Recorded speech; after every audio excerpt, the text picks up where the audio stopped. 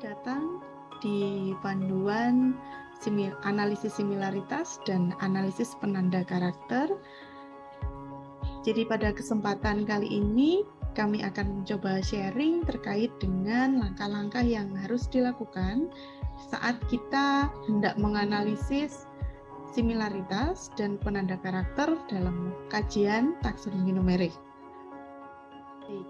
Pertama, mari kita mencoba untuk membahas langkah-langkah apa saja yang perlu dilakukan untuk memulai analisis similaritas dan karakter penanda. Nah, langkah yang pertama yang harus kita lakukan adalah menentukan UTU. UTU di sini adalah Operational Taxonomy Unit atau unit operasional taksonomi. Nah, ini adalah takson yang akan kemudian kita kaji, kita analisis similaritas dan analisis karakter penanda. Kemudian selanjutnya yang harus kita lakukan setelah kita menentukan UTU yang akan kita kaji, kita harus menyusun tabel karakter. Nah, nanti di dalam menyusun tabel karakter ini ada beberapa hal yang harus diperhatikan yang akan kita bahas bersama juga. Kemudian setelah tabel karakter ini tersusun, kita juga harus melakukan pengkodean sehingga data yang kita miliki dalam tabel karakter ini dapat dibaca oleh program, diproses lebih lanjut sehingga kita bisa mendapatkan hasil analisis similaritas maupun karakter penanda. Baik, kita langsung ke langkah yang pertama. Di langkah yang pertama yaitu menentukan UTU. Yang harus kita perhatikan di sini adalah kita harus melakukan identifikasi dengan benar. Dengan benar dalam arti sarana identifikasi yang digunakan harus tepat dan terpercaya. Kita coba untuk melakukan analisis di dalam menentukan OTU. Nah, di sini kita coba dengan tiga gambar jeruk. Jadi ada 3 jeruk. Di gambar yang pertama ada jeruk purut. Di gambar yang kedua di tengah ini ada jeruk nipis dan yang ketiga adalah jeruk keprok. Nah, bisa tidak ketiga ini kita gunakan untuk analisis similaritas atau penanda karakter dalam kajian taksonomi numerik. Nah, prinsipnya yang harus kita perhatikan, yang harus kita pegang adalah semua takson yang akan kita kaji harus ada pada kategori yang sama. Kategori yang sama di sini bisa saja jenis, bisa marga, atau bahkan di tingkat infraspesies. Jadi yang penting adalah prinsipnya ada pada kategori yang sama. Untuk itu kita perlu melakukan identifikasi yang tepat sehingga kita memperoleh nama ilmiah dari takson yang akan kita kaji. Karena dari hasil identifikasi itu kemudian kita bisa menentukan apakah takson yang akan kita kaji ini ada pada kategori yang sama atau tidak. Nah, kita coba ya. Setelah melakukan identifikasi, biasanya bisa kita lakukan dengan web yang membantu identifikasi seperti Tropicos, IPNI, Plantlist, dan seterusnya. Misalnya hasilnya sudah kita dapatkan, kita sudah identifikasi dan hasilnya adalah nama ilmiah dari ketiganya. Di sini jeruk purut itu Citrus hystrix, Citrus aurantifolia untuk jeruk nipis, dan Citrus reticulata untuk jeruk keprok. Nah, mari kita perhatikan apakah ketiganya setelah kita memperoleh hasil identifikasinya, apakah ketiga ini berada pada kategori yang sama. Kita coba perhatikan di sini bahwa ketiganya memiliki nama marga yang sama, yaitu citrus. Artinya, ketiga takson ini berada pada kategori yang sama di tingkat marga. Karena di sini yang sama adalah marganya yaitu citrus. Jadi bisa tidak ketiga jeruk ini kita gunakan sebagai OTU? Jawabannya adalah bisa karena mereka ada di kategori yang sama yaitu marga citrus. Nah, kita coba contoh berikutnya. Di sini ada belimbing. Kita bisa lihat di sini dari gambarnya ketiga belimbing ini memiliki variasi morfologi yang sangat kentara ya dari buahnya saja. Di sini ada belimbing dewi, belimbing paris, dan belimbing sembiring. Seperti yang tadi, yang harus kita lakukan adalah identifikasi, mengecek nama ilmiah masing-masing. Kita coba seandainya sudah melakukan identifikasi dan ternyata hasilnya adalah ketiganya memiliki nama jenis yang sama, yaitu Averrhoa carambola. Artinya 3 belimbing ini bisa kita gunakan sebagai OTU di dalam kita melakukan analisis similaritas dan karakter penanda. Kenapa? Karena kategorinya sama ya. Kategorinya ada di jenis yang sama. Jadi ini infraspesies, varietas dari belimbing. Seperti itu. Ini contoh kedua yang bisa kita lakukan. Kita coba ke contoh berikutnya. Nah ini, ada labu. Kita kenal ketiganya ini sama-sama labu. Yang pertama adalah labu kuning, yang kedua adalah labu siam, dan yang ketiga adalah labu air. Nah, sama. Langkah yang harus dilakukan adalah identifikasi, mengecek nama ilmiahnya, dan ternyata ketiganya memiliki nama jenis yang berbeda. Labu kuning ini Cucurbita moussata, kemudian labu siam ini Cesium edule, dan labu airnya memiliki nama ilmiah Lagenaria ciceraria. Karena ketiganya memiliki nama jenis yang berbeda, kemudian marganya juga berbeda, maka ini tidak disarankan untuk kita gunakan sebagai OTU di dalam kita melakukan kajian taksonomi numerik. Jadi harus hati-hati ketika kita mengenal itu sama dengan nama daerah, belum tentu itu memiliki kategori yang sama dan kita bisa gunakan sebagai OTU. Yang harus kita cek adalah nama ilmiahnya. Seperti itu. Jadi prinsipnya adalah kita harus melakukan identifikasi dan memastikan bahwa takson yang kita kaji itu ada pada kategori yang sama, entah itu jenis, marga, atau bahkan di level infraspesies. Kemudian prinsip yang lain yang mungkin harus kita juga ingat dan perhatikan adalah takson ini harus memiliki pengulangan. Nah, jadi ada pengulangan, kemudian kalau bisa kita memilih OTU ini dengan batasan area tertentu untuk menghindari perbedaan habitat, perbedaan ekologis yang nantinya akan mempengaruhi variasi morfologi juga. Baik, nampaknya itu untuk pertama. Yang kedua adalah menyusun tabel karakter. Baik, untuk menyusun tabel karakter ada format yang kami mencoba untuk menyarankan itu untuk diikuti. Jadi prinsip penyusunan karakter ada 3 sesuai dengan Golden Rules. Di Golden Rules ini biasanya kita gunakan ketika kita menyusun deskripsi. Jadi agar nanti memudahkan kita membuat deskripsi, maka sejak karakterisasi ini harus sudah mengikuti Golden Rules. Jadi Golden Rules-nya adalah dari umum ke khusus, dari pangkal ke ujung, dari tepi ke dalam. Jadi misalnya ketika pertama kali kita menemui tanaman pohon mangga misalnya, maka yang pertama kita lihat adalah perawakannya. Maka kita letakkan karakter perawakan itu di yang pertama. Kemudian tipe percabangan, selanjutnya organnya, mulai dari pangkal ke ujung, dan dari tepi ke dalam itu adalah prinsip yang harus kita pegang. Jadi batang terlebih dulu, kemudian daun ini mulai dari tangkai dan lamina, kemudian bunga, setelah daun kita ikuti dengan bunga, selanjutnya baru buah dan biji.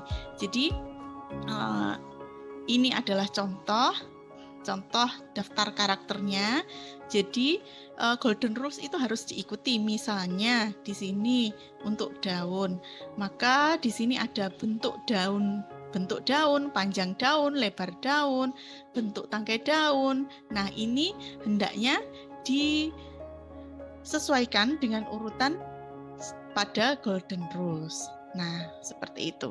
Kemudian penyajian di mana kita meletakkan takson yang akan kita kaji.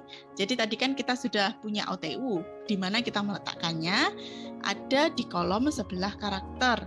Jadi ada takson 1, takson 2, takson. Nah, di sini. Jadi takson ini kemudian kita bagi lagi karena prinsipnya harus ada pengulangan. Jadi misalnya untuk takson 1 misalnya tadi jeruk purut, maka setidaknya kita harus punya 3 individu jeruk purut, seperti itu. Demikian pula pengulangan berlaku untuk setiap individu. Jadi misalnya jeruk purut pertama, individu jeruk purut pertama, misalnya kita hendak mengukur panjang daun atau lebar daun, maka kita harus mengukurnya 3 kali. Ada pengulangan yang harus kita lakukan dan biasanya minimal 3. Supaya apa? Supaya data yang kita dapatkan ini benar-benar mewakili dari takson yang sedang kita kaji.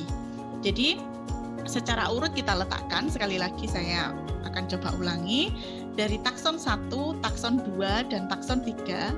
Kemudian setiap takson di sini dibagi lagi menjadi individu 1, individu 2, dan individu 3. Untuk setiap individu kemudian ada pengulangan spesimen, seperti itu. Ini satu persatu kita karakterisasi berdasarkan hasil observasi di lapangan. Kemudian kita isikan, kalau sudah jadi akan seperti ini. Nah, ini adalah tabel karakterisasi. Tabel karakterisasi. Kita coba di sini kami mencoba untuk menyajikan data salah satu penelitian yang kami lakukan untuk beberapa jenis Diospyros. Jadi kami di Diospyros ini kami mengambil kategorinya ada di marga dan ada 8. Ada 8 jenis dari Diospyros yang kami karakterisasi. Kemudian kami akan melakukan pengkodean dan analisis similaritas dan karakter penanda. Jadi karena jumlah jenisnya cukup banyak, maka kami membuatnya di sheet Excel yang berbeda sheetnya. Jadi ada sheet Malabarica, Beccarii, Buxifolia, Jaherii jadi sendiri-sendiri. Nah, jadi karakterisasi ini dilakukan satu persatu dari setiap pengulangan spesimen, kemudian juga untuk setiap pengulangan individu, sampai semua takson yang kita kaji selesai mengisi tabel karakterisasi ini. Nah, kalau sudah selesai, lalu apa yang harus kita lakukan? Yang harus kita lakukan adalah membuat rekaman data individu. Nah, karena di satu individu tadi kita punya 3 pengulangan, sedangkan nanti yang akan masuk ke program itu bukan pengulangan tetapi individunya. Jadi kita harus membuat rekaman data individu. Bagaimana caranya? Caranya sangat mudah sekali, cukup mudah, karena kita cukup melihat variasi yang muncul dan membuat rekapnya. Nah, contoh di sini. Untuk karakter nomor 12 di baris 12 ini ada variasinya 3, 3, 2, 4, 3, ini kait jumlah ya, terkait dengan jumlah. Maka di sini dituliskan untuk data rekaman individunya 2 sampai 4. Jadi sangat mudah sekali, di sini kita hanya tinggal merekap variasi yang muncul untuk individu itu. Setelah selesai individu 1, maka lanjut demikian juga dengan individu yang kedua. Kalau ada individu yang ketiga, berarti lanjut ke individu yang ketiga. Itu semua kita lakukan sampai semua OTU kita punya rekaman data individu. Jika sudah selesai membuat rekaman data individu, maka kita membuat rekapnya di sheet yang baru, seperti ini. Nah, ini adalah hasil rekaman data tadi. Misalnya di sini, saya buka kembali sheet karakterisasi awal untuk Diospyros malabarica. Jadi setelah melakukan membuat rekaman data individu ini yang berwarna merah, saya akan copy ini, kemudian saya akan pastekan di sini. Kita pastekan di sini. Demikian juga dengan individu yang kedua, individu yang individu yang selanjutnya, sampai kita selesai membuat rekap semua individu. Nah, ini kita sampai di sini sudah selesai di tahap membuat data per individu. Apakah kemudian karena ini ada jenis yang sama, perlukah kita membuat rekaman untuk jenis? Kami menyarankan tetap dibuat. Jadi dari data per individu ini kita rekam lagi kita lihat lagi bagaimana data itu, kemudian kita buat rekap yang baru untuk jenis. Nah, jadi misalnya ini hijau-hijau, maka kan sama, tinggal dibuat yang baru lagi di sini. Misalnya begini, maka di sini Diospyros malabarica, yang mana ini adalah rekaman untuk jenis. Kita satu persatu ini misalnya, kita coba ya beberapa, pupusen, kemudian ini putih. Nah, ini mulai ada variasi, maka kita membuat kisaran yang baru. Kisaran yang baru dari variasi yang muncul di sini berarti 1 sampai 2, seperti itu. Maaf. Nah, jadi ini kita lakukan sampai selesai dan kita copy ke sheet yang baru sehingga kita punya data untuk jenisnya. Ini untuk apa? Ini penting nanti ketika kita membuat deskripsi. Jadi kalau ini kita sudah punya rekaman data per jenis, kita akan sangat mudah sekali untuk membuat deskripsi setiap jenisnya. Nah, baik. Ini berarti kita sudah selesai. Sudah selesai di tahap yang kedua karena kita sudah punya data per individu. Data per individu ini yang nanti data per individu ini yang nanti akan kita lakukan tahap selanjutnya, yaitu pengkodean.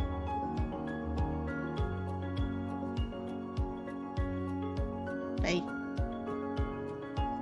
Ini skip, kemudian tunjukkan PPT gambar pengkodean ya, untuk tanda bahwa sudah beralih.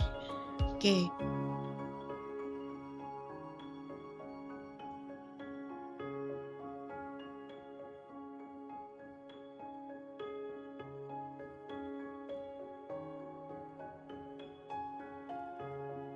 Baik, kita coba mulai. Jadi tadi kalau kita sudah selesai membuat tabel karakter, maka sekarang kita akan melanjutkan ke langkah berikutnya, yaitu pengkodean. Nah, ini tadi tabel karakter data rekaman per individu yang akan kita coba lakukan pengkodean. Prinsip pengkodean adalah kita bisa membuat, melihat variasi data itu, kemudian membuatnya bisa menjadi biner ataupun multivariat tergantung pada datanya. Ini kita lakukan satu persatu untuk setiap karakter. Misalnya ini, karakter nomor 1, warna kuncup awal, kita akan melihat variasinya. Ternyata di sini variasinya ada hijau, coklat, ada berapa variasinya ya? Nah, ternyata hanya ada 2, hijau dan coklat. Maka untuk pengkodean tinggal dituliskan 0 untuk hijau dan 1 untuk coklat. Selanjutnya, untuk karakter yang kedua, kita akan melihat variasinya seperti apa. Apakah bervariasi atau tidak. Di sini ada pubescens, kemudian ada seriseus, pubescens lagi, glabrus. Nah, di sini terlihat ada 3 variasi ciri dari indumentum kuncup awal. Maka bagaimana pengkodeannya? Kita tinggal tulis, karena ada 3 ya. Kita tinggal tuliskan 0 untuk glabrus, 1 untuk pubescens, dan 2 untuk seriseus. Nah, saya rasa ini cukup, contohnya 2. Jadi kita lakukan ini satu persatu sampai semua data karakter itu habis, nanti sampai karakter yang terakhir.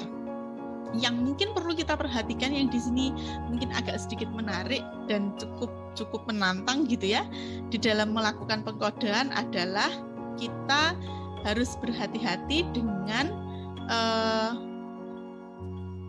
ketika kita punya angka kuantitatif untuk kisarannya. Nah, yang harus diperhatikan adalah seperti ini. Ini contoh untuk panjang kuncup dorman. Yang perlu kita lihat adalah trennya seperti apa. Apakah kita membagi itu menjadi 2 atau biner atau multivariat. Kita harus melihat trennya. Jika diperlukan, maka kita bisa membagi sampai ke 3 menjadi 3 bagian. Kemudian yang harus diperhatikan lagi ketika kita bertemu dengan karakter kuantitatif adalah angka yang kita tuliskan di sini harus dipastikan tidak overlapping Atau dengan kata lain, angkanya harus discontinue, jadi jelas batasnya, tidak overlapping. Misalnya overlapping itu seandainya ini saya tulis begini. Ini. Nah, kalau ini saya ubah 0,5, maka coba saya besarkan sedikit ya. Kalau misalnya ini saya ubah menjadi, kita coba perhatikan di sini. Nah, kalau ini tadi saya ganti 0,5, maka ini akan menjadi tidak bagus pengkodeannya. Kenapa? Karena 0,5, kalau seandainya saya punya panjang kuncup Dorman, panjang kuncup Dormannya itu 0,5, maka akan bingung saya untuk mengkode 0 atau 1. Nah, jadi ini contoh yang tidak bagus. Jadi harus dibuat sedemikian hingga tidak overlapping seperti ini. Jadi kita kembalikan ke seperti awal tadi ya. Nah, kalau sudah seperti ini, maka menjadi discontinue dan bisa untuk kita gunakan. Itu yang harus diperhatikan untuk karakter kuantitatif, jadi harus hati-hati. Nah, setelah pengkodean selesai, nah kalau ini sudah selesai, ini aturan pengkodean ya. Aturan pengkodean itu ketentuan batasannya sudah kita buat, selesai untuk semua karakter. Di sini kebetulan ada 39 karakter, cukup banyak ya. Jadi ini kalau sudah selesai ketentuannya, maka kita tinggal melakukan pengkodean itu sendiri di sini. Jadi kita tinggal memasukkan di sini sesuai dengan data rekaman individu tadi. Nah ini kan, ini ada rekaman data individu yang tadi sudah kita buat. Ini ada. Kemudian kita juga sudah punya aturan pengkodean bahwa untuk misalnya ya, kita lakukan ini juga untuk setiap karakter satu per satu.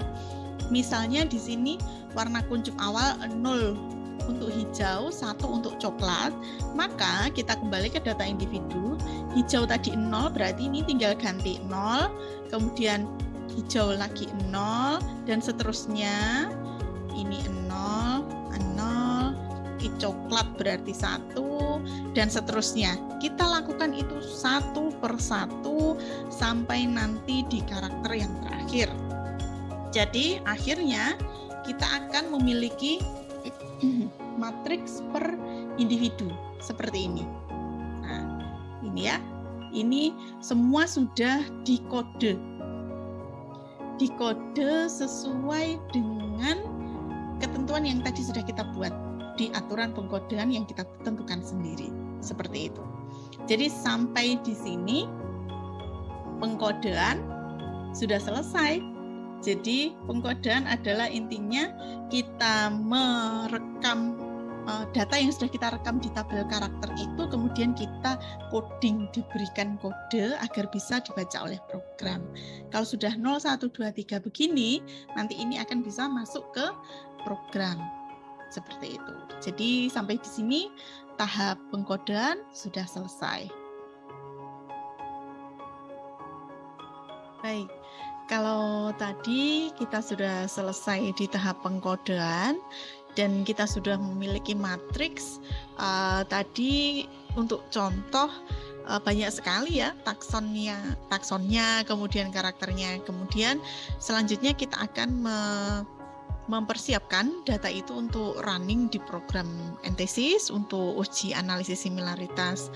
Nah, dari data yang kompleks itu tadi kami mencoba untuk menyederhanakan dengan hanya mengambil tiga saja, 3 jenis, yaitu Buxifolia dengan 3 individu, Jaherii 3 individu, dan Blankoi, Diospyros blankoi 3 individu. Jadi totalnya ada 9 individu dengan jumlah karakternya tetap 39. Nah ini data yang sudah kami potong untuk kemudian kita berlatih analisis similaritas. Data ini ada beberapa langkah yang harus kita lakukan sebelumnya. Yang pertama adalah kita harus membalik kolom menjadi baris dan sebaliknya. Kalau kita perhatikan di sini, karakter ada di kolom, sedangkan OTU ada di baris. Kita harus membalik ini. Kenapa? Untuk memudahkan antesis dalam membaca program, membaca data. Baik, caranya mudah. Kita Ctrl A, Ctrl C, kemudian kita siapkan sheet-nya untuk dibalik. Kita perlebar di bagian awal, kolom pertama, kita klik kanan, kemudian pilih paste spesial, dan pilih yang transpose. Nah, dengan transpose ini secara otomatis, dia akan secara otomatis data yang kita miliki akan menjadi karakternya ada di baris, dan di sini ya, karakternya menjadi di baris, sedangkan OTU-nya ada di kolom. Nah, ini selanjutnya yang harus kita lakukan adalah menyederhanakan. Menyederhanakan ini, misalnya buksi kita singkat, ya, membuat inisial. Buksi folia 1, kemudian selanjutnya buksi folia 2, dan selanjutnya ini kita lakukan untuk semuanya. Buksi 3 dan seterusnya. Ini kita membuat inisial tanpa spasi sehingga nanti mengurangi risiko error seperti itu. Ini Jaheri I1, Jaheri I2, Jaheri I3, Blankoi 1, Blankoi 2, Blankoi 3. Nah, maaf 3. Ini kemudian masih ada lagi yang harus kita lakukan. Kita insert di baris paling atas, kita tuliskan 1. 1 ini artinya fenogram yang akan kita minta dari antesis adalah jumlah 1 saja. Kemudian di sini dituliskan 9. 9 ini untuk jumlah takson. Jumlah OTU-nya ada 9, kemudian kita tuliskan lagi di sini 39, yaitu jumlah karakternya ada 39. Ini kemudian kita simpan menjadi di file Excel yang baru. Nah, caranya cukup mudah, move or copy, kemudian pilih new book seperti ini. Nah, ini kita simpan. Di dalam menyimpan, kita harus memperhatikan bahwa file yang kita simpan ini harus dalam format Excel 97/2003 workbook. Nah, karena nanti antesis bisa membaca file Excel ini, tidak di Excel workbook yang biasa. Nah, seperti ini. Baik. Seperti itu, kita simpan di sini, nama filenya adalah matrix.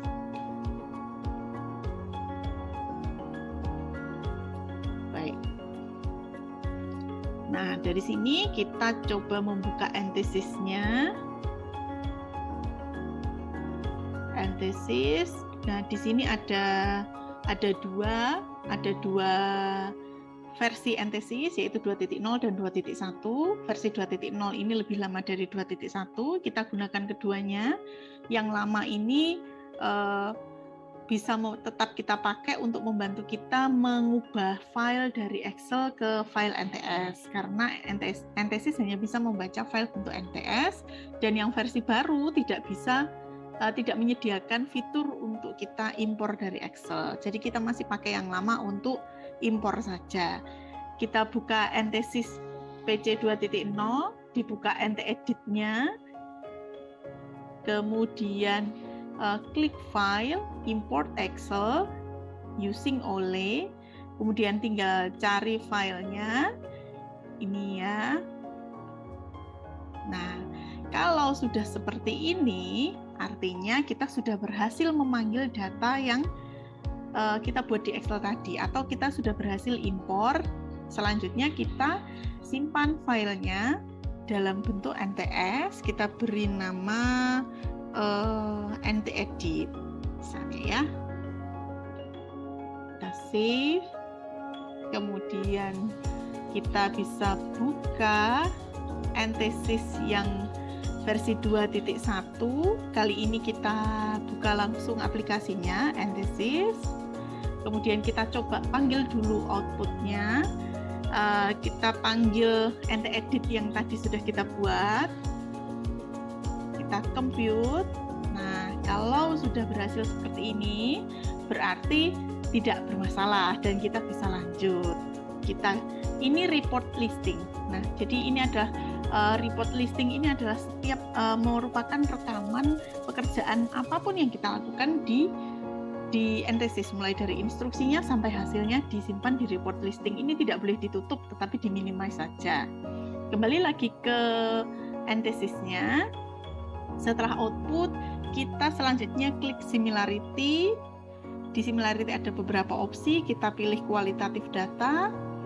Di input file kita masukkan NT-edit tadi, open, by row diklik, koefisiennya kita pakai SM, outputnya kita beri nama SM. SM ini untuk memudahkan kita mengingat similarity. Kita save, kemudian compute. Nah, setelah compute kita buka output, klik output, kemudian kita buka SM-nya tadi di input file, kita compute, kita cek di report listing-nya.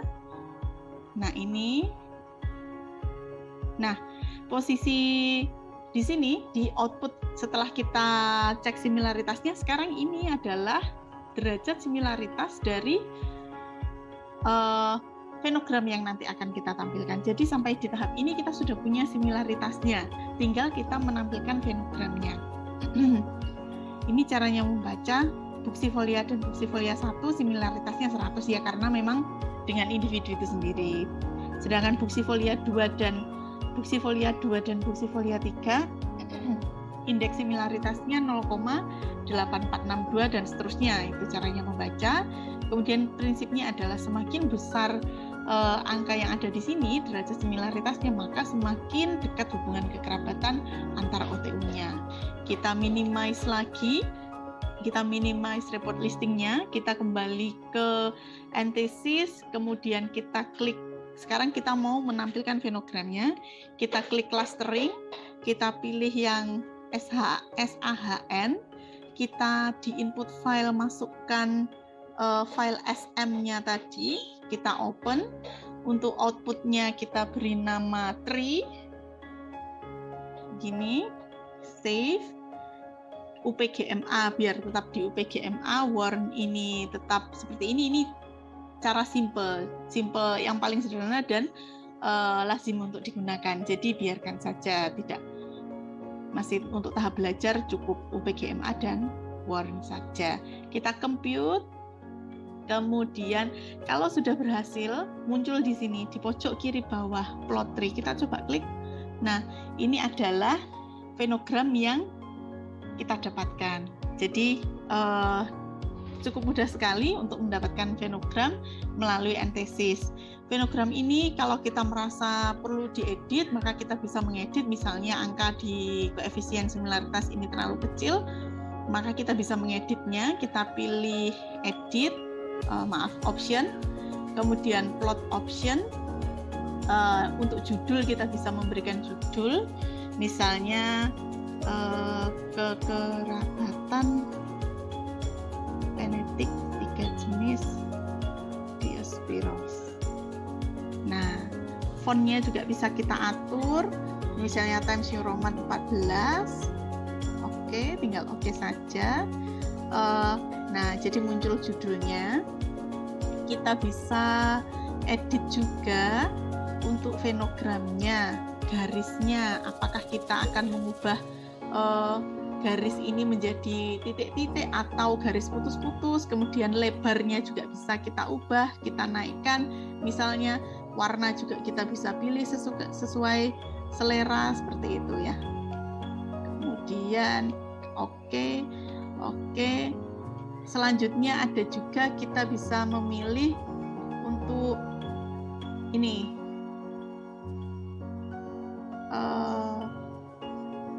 kita bisa mengubah label koefisien menjadi misalnya koefisien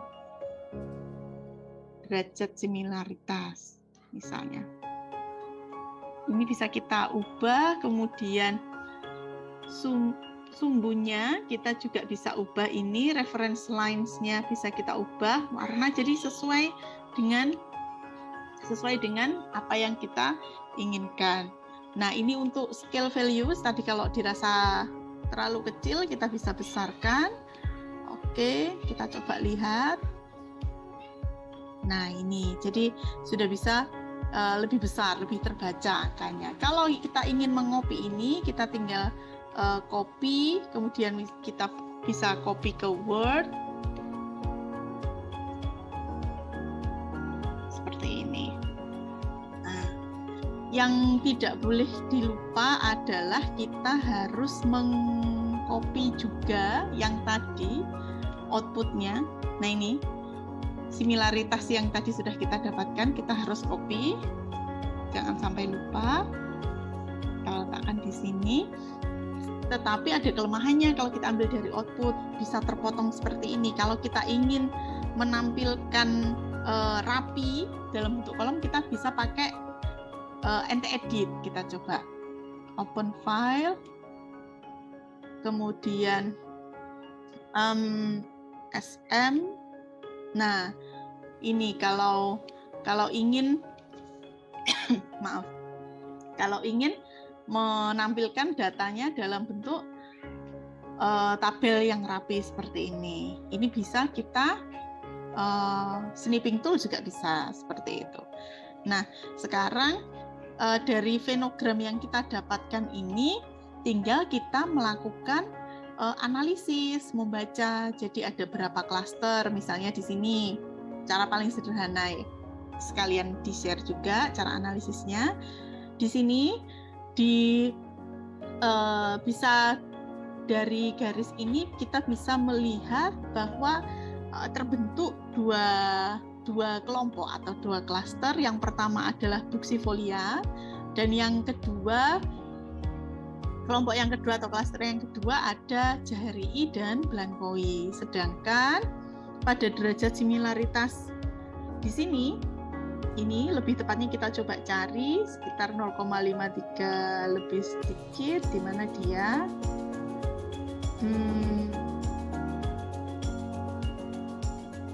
Mana ya? Nah, ini di sini 58 ini ya. Sekitar di 589. Jadi 0,58 di derajat similaritas 0,58 di sini terbentuk tiga kelompok yaitu Diospyros buxifolia, kelompok pertama, kelompok yang kedua Diospyros jaherii, dan yang ketiga adalah Diospyros blankoi. Nah, lebih dalam lagi kita bisa juga menganalisis di sini, misalnya kita ingin menyajikan informasi berapa jumlah karakter yang sama dari semua takson, kita bisa kembali ke tabel karakter kita. Jadi di tabel karakter yang ini tadi, yang awal, hasil pengkodean, kita bisa melakukan pengecekan dari seluruh takson ini, misalnya ada berapa karakter yang sama. Nah, kita tinggal cek saja di sini misalnya, berarti ini karakter pertama, kemudian ini ada variasi berarti tidak kita tandai, C3 ini kita tandai, C4 tidak, C5 kita tandai, dan seterusnya. Ini nanti kita bisa hitung berapa persisnya karakter yang sama untuk 9. Ini bisa membantu kita untuk menjelaskan similaritas 37% ini karena ada berapa karakter yang sama dari ke-9-nya. Sama halnya dengan ini. Derajat similaritas sekitar 58% tadi, juga kita bisa lihat, kita cari karakternya yang sama antara Diospyros jaherii dan Blankoi. Gitu. Kemudian secara global kita bisa menyebutkan juga, menjelaskan dari venogram ini bahwa Diospyros blankoi lebih berkerabat dekat dengan Jaherii dan berkerabat lebih jauh dengan Buxifolia. Seperti itu caranya menganalisis. Sekali lagi, untuk mencari ini, karena dari skala derajat similaritas ini tidak bisa langsung terlihat, kita bisa menggunakan angka yang ada di sini.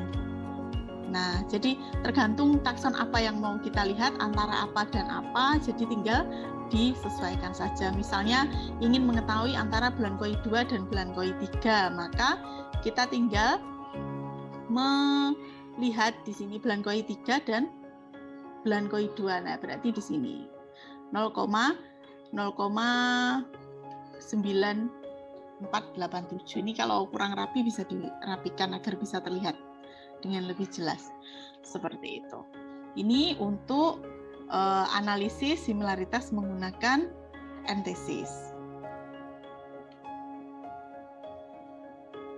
Tadi kita sudah bersama belajar terkait analisis similaritas menggunakan antesis PC 2.11. Nah, sekarang kita akan melanjutkan terkait dengan analisis penanda karakter. Kali ini kami akan sharing menggunakan software Minitab 16. Data yang kita gunakan masih sama seperti data untuk uji similaritas tadi. Jadi dari matriks 3 jenis Diospyros tadi, caranya cukup singkat. Kita buka Minitab dan kita juga kita buka jendela Excel matriks tadi. Kita tinggal copy di sini. Nah, kita Ctrl C. Di Minitab-nya kita pastekan. Kita klik tepat di bawah C1. Tinggal Ctrl V seperti ini. Nah, ini sudah selesai kita memanggil data, kita letakkan di Minitab, kemudian langsung kita minta Minitab untuk melakukan analisis. Caranya adalah klik Start, kemudian multivariat, dan principal component. Kita pilih C1, caranya diklik salah satu yang paling atas, kemudian tinggal Shift dan panah ke bawah, kita drag semua, kemudian klik Select, pilih yang covariance, kemudian kita klik graphs, kemudian kita pilih yang score plot for first two components, kita klik di sini oke, kemudian oke lagi. Nah, ini sudah kita mendapatkan PCA letak bagaimana OTU kita seperti itu di 2 dimensi, di 4 kuadran. Nah, sekarang dari sini kami share dulu terkait dengan angka yang muncul di sini. Ini nanti kita akan menggunakan, jadi di Minitab ini ada beberapa jendela. Di session ini mirip seperti report listing kalau di antesis tadi. Jadi semua hasil perhitungan yang dilakukan Minitab ada di sini. Ini nanti kita gunakan untuk analisis penanda karakter. Kemudian ada jendela berikutnya adalah hasil PCA tadi. Tentunya kalau kita lihat dari hasil PCA ini masih belum bisa kita lihat ya, agak sulit karena semua masih bertanda sama. Lalu mana yang Diospyros buxifolia, mana yang Jahrii, mana yang Blankoi belum jelas. Untuk itu kita buka kembali Minitab-nya di sini. Kita atur dulu untuk pengelompokannya. Caranya adalah kita klik C2 yang di sebelah atas di sini, klik kanan, kemudian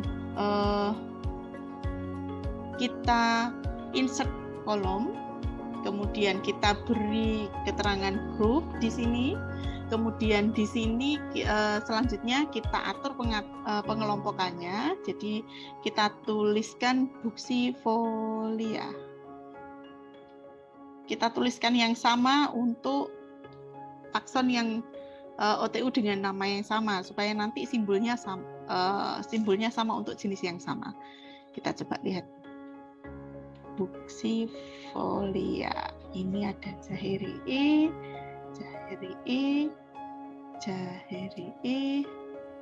Blankoi. Selesai. Nah, dari sini kalau kita sudah selesai mengatur pengelompokannya, sekali lagi tujuan pengelompokan ini adalah kita memberi tanda, memberitahu pada Minitab mana yang merupakan satu kelompok. Jadi kalau kita tulis buxifolia di grouping ini, berarti nanti ketiga OTU ini akan memiliki simbol yang sama. Demikian pula jaheri akan sesama dengan jaheri, belankoi dengan belankoi yang lain. Caranya mengubah seperti ini, kita double klik salah satu titik merah, kemudian kita klik groups, kita klik C2 group, kemudian kita select, kemudian kita oke. Nah, jadi sampai di sini sudah selesai untuk pengaturan. Dengan demikian ini menjadi lebih mudah. Di sini kemudian kita bisa lihat bahwa jaheri-nya warna hijau, diamond warna hijau ini, dan seterusnya sesuai dengan keterangan gambar. Selain itu kita juga bisa mengatur ini judulnya ingin diganti seperti itu. Kita beri nama PCO, analisis PCA 3 jenis Diospyros. Nah, seperti ini kita bisa atur fontnya. Ini dicetak merah. Jadi kita oke. Semua jadinya italic. Oke, baik. Nah, dari sini juga kita bisa atur belakang background-nya, ya. Jadi tergantung apa yang hendak kita atur di sini, seperti itu. Jadi dari sini sudah selesai terbentuk PCA-nya. Kalau kita ingin melakukan copy, cara paling mudah adalah kita menggunakan snipping tool. Kami biasa menggunakan snipping tool, ini cara yang paling mudah. Oke. Bisa sebenarnya pakai copy metafilenya juga bisa, tapi terlalu lama. Kita kopikan ke Word seperti ini. Kemudian sama seperti dendrogram tadi, tidak boleh lupa mengcopy juga similaritasnya. Kalau di PCA kita juga tidak boleh lupa mengcopy ini eigen value-nya, eigen analisisnya. Nah, ini kita coba perbesar saja supaya mudah. Nah, kita coba lihat dulu di sini. Kalau copy paste nanti di Word kadangkala semrawut. Kita coba lihat dari sini saja. Jadi kita punya 39 karakter. Jadi kita juga akan mempunyai 39 PC. Nah ini ya, ini PC. Jadi ada 39 PC. Kita coba lihat, cek ke bawah. Apakah betul 39 PC? Nah ini, sampai 39 jumlah PC-nya. Demikian pula dengan nilai eigenvalue. Nilai eigenvalue di sini juga jumlahnya 39. Dan nilai eigenvalue ini bisa kita gunakan untuk memilih PC yang mana yang akan kita cermati untuk memilih karakter penandanya. Jadi berbagai literatur menyebutkan bahwa PC yang baik yang bisa merepresentasikan data itu adalah PC yang memiliki nilai eigenvalue lebih dari 1. Nah, jadi kalau di sini ini adalah nilai untuk eigenvalue PC1, ini untuk PC2, ini untuk PC3 dan seterusnya sampai PC yang terakhir PC39. Maka kita lihat di sini yang lebih dari 1 hanya ada 2, yaitu PC1 dan PC2. Maka kita sekarang memperhatikan di sini hanya PC1 dan PC2 saja.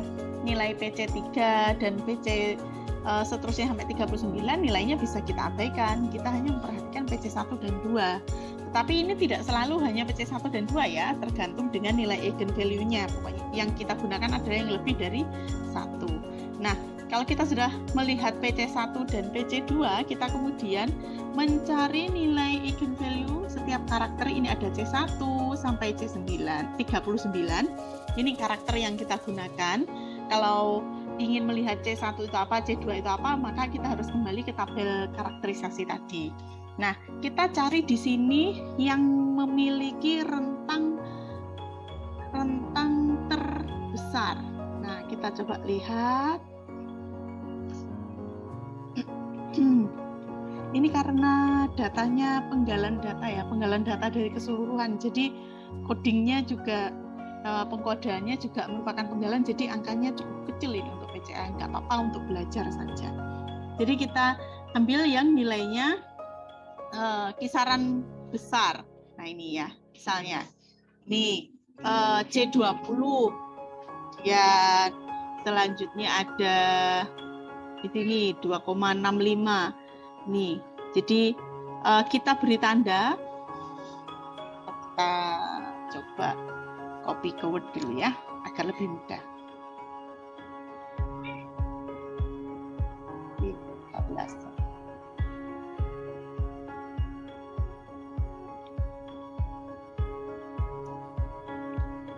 Copy ke Word di sini.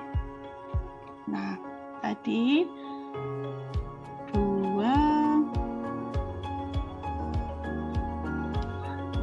ini tadi ya. C16, kemudian ada di sini, maaf, 265 ini lebih besar ya. Jadi sampai berapa ya? Jadi ada di kisaran yang di kisaran terbesar saja kita pilih. Kemudian kita perhatikan lagi PC2. PC2 ini kita lihat angkanya. Nah, ini ada 254. Ini kalau datanya tadi kita masukkan semua, nilainya akan pasti lebih besar karena ini penggalan ya. Jadi nggak apa-apa, yang penting untuk belajar pemodelan saja. Nah, jadi di dalam kita menentukan yang terbesar, ini kita tidak memperhatikan tanda plus atau minus. Kita abaikan tanda plus minus itu. Kita lihat angkanya saja karena plus minus itu hanya menunjukkan kuadrannya, letaknya. Seperti itu. Jadi misalnya anggaplah ini sudah cukup ya. Oke, oh ini ada lagi. Nah, jadi setelah kita memberi tanda di sini yang memiliki kisaran terbesar, maka kita bisa melihat bahwa di PC1 ada karakter 16, karakter 28, karakter 29, 30, dan 38 di PC1. Di PC2 ada karakter 19, karakter 25, dan karakter 34. Nah, ini nanti lebih baik untuk kita membuat rekap dalam bentuk tabel. Ini saya punya contohnya yang mungkin bisa digunakan. Nah ini, jadi disajikan dalam bentuk tabel seperti ini supaya lebih mudah dan representatif. Kita sajikan urut mulai PC1 sampai PC2 dengan nilai eigenvalue terbesar sampai terkecil. Karakter-karakter ini kemudian bisa kita gunakan sebagai penanda dari takson yang kita kaji. Berarti harapannya dari karakter ini juga kita bisa membuat kunci identifikasi yang lebih baik. Hendaknya karakter-karakter ini digunakan di kunci identifikasi yang kita susun. Jadi seperti ini cukup mudah untuk analisis PCA. Nah, berarti sudah selesai di dalam kami sharing analisis similaritas menggunakan antesis PC 2.11, juga kami sudah sharing terkait dengan analisis karakter penanda menggunakan Unitab 16. Harapannya semoga ini bisa menambah wawasan dan bisa menambah semangat kita semua untuk melakukan kajian taksonomi numerik, melakukan kajian kekerabatan genetik untuk mengungkap keanekaragaman di sekitar kita. Baik, mungkin ini dulu yang bisa kami sharingkan. Terima kasih, semoga bermanfaat.